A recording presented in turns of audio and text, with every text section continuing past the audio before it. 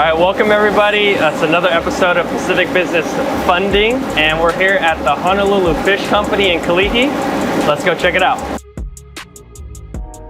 We're gonna start in our main production room. Okay. This is where fish comes in and where everything's cut, boxed up, and sent off, basically.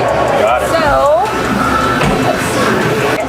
this is like the kind of final stage before stuff gets boxed. But if we go down here, morning, where we actually cut everything and get it put into orders and get stuff fulfilled. These are two of our super highly trained fish cutters. Okay. So everything is like sashimi cut to a chef standard. So do you guys have specific orders that come in for like the style and like the style of cut? Yeah. So our retail cuts are usually going to be everything that, all the bones, everything like removed. We call that sashimi cut. And then wholesale customers, typically it's a more natural cut. We leave the skin on and the bloodline. And our retail operation is much smaller, but growing. We started it during COVID. And yeah, everyone was at home and restaurants were closed. So it really took off from there, and we've just been kind of building on that ever since. Okay. Yeah. And that just goes direct to people's houses? Yeah. Cool.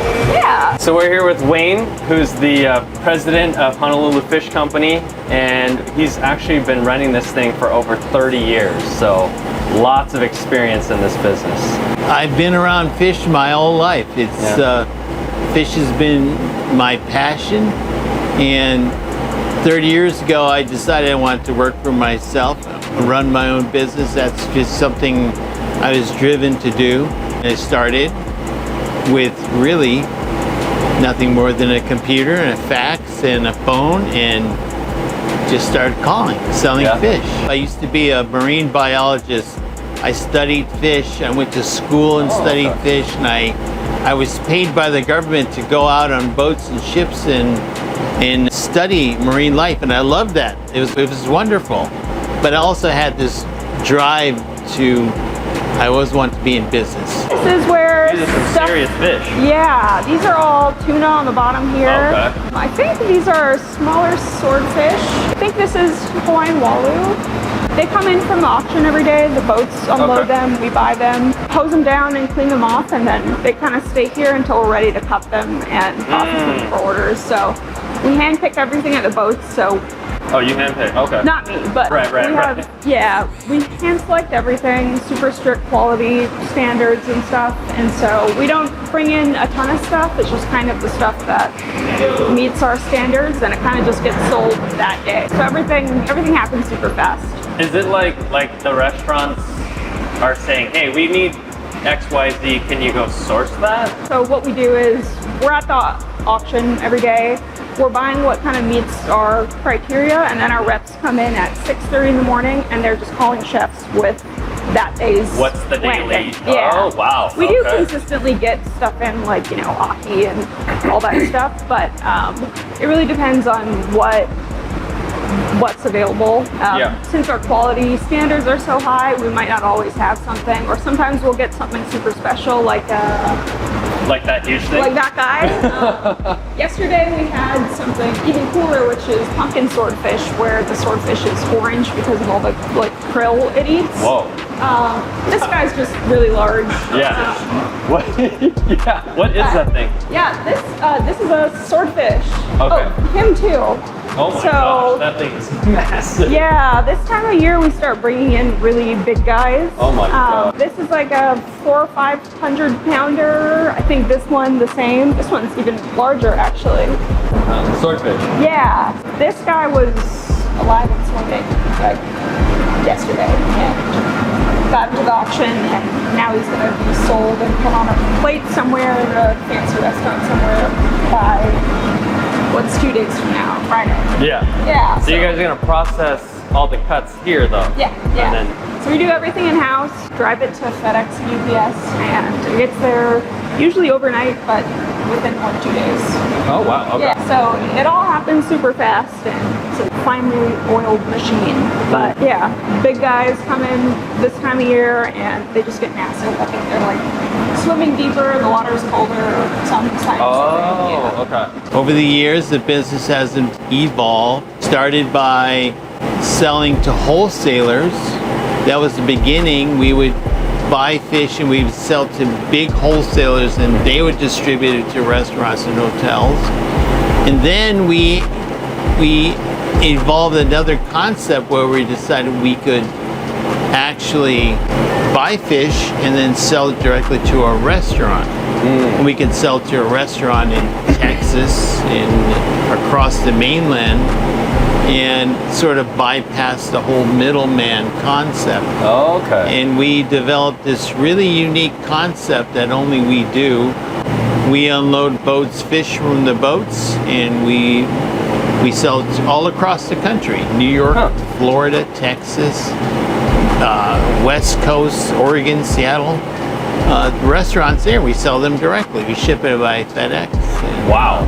All across the country. Everywhere, every city, every state.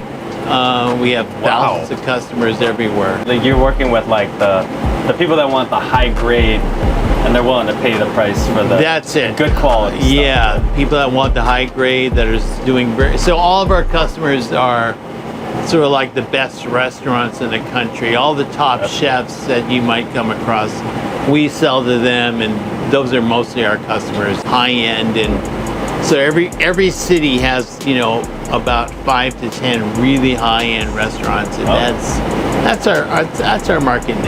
Yeah. So when you go travel, you must eat pretty well then. Oh yeah, you know, we can, everywhere we go, we can go to our customers and they always want to show us their next fancy dish. Doing business from Hawaii is quite a challenge. First of all, our closest customer is 2,500 miles away. A really huge disadvantage or challenge we have is just getting material, supplies to put together our packaging and have a diversity of things to offer. Everything we get eventually has to come on mats and ship across the water and get here. So if we ever need to change our packaging, it's just a really huge delay. Of course, the expensive buildings and maintenance and people is very, very difficult. But I think the largest challenge is really, we have 1 million people that live in this state, and finding people to work in your business is really, really a challenge. So we've been doing business here for 30 years, and we've overcome.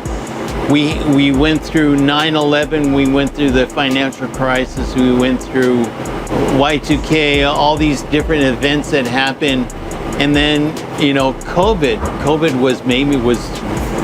was really tough. We were 99% shut down. We were one of the businesses most affected, and so COVID was a really big challenge. And we hung in there. We basically drained all of our coffers. Actually, our bank introduced us to Jason, and which is great. Bank of Hawaii introduced us, and they said, hey, maybe Jason can be an additional help to finding the funding we needed to cover that rough spot and get back to a level of profitability. So I've been working with Jason for the past year or so, and Jason's actually found us some good sources of funding, and we're well on our way getting back to profitability. So it's been a fantastic. Being in debt and not being able to find funding is ages you like 10 to 1. Every week I age 10 times just because it's a super stressful thing.